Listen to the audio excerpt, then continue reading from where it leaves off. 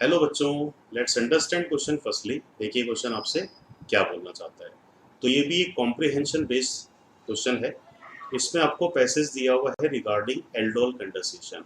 तो aldol condensation वो सारे एल्डिहाइड कीटोन प्रोवाइड करते हैं जहां कम से कम एक एसिडिक हाइड्रोजन और अल्फा हाइड्रोजन अवेलेबल हो।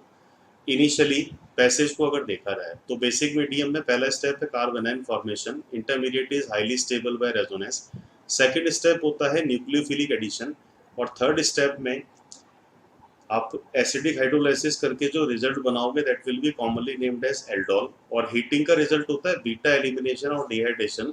तो लास्ट में बनेगा अल्फा बीटा अनसैचुरेटेड एल्डिहाइड। तो ये कंप्लीट एक मैकेनिज्म है एल्डोल कंडेंसेशन का। इसी के बिहाफ पे हमें अगले क्वेश्चंस के आंसर करने हैं।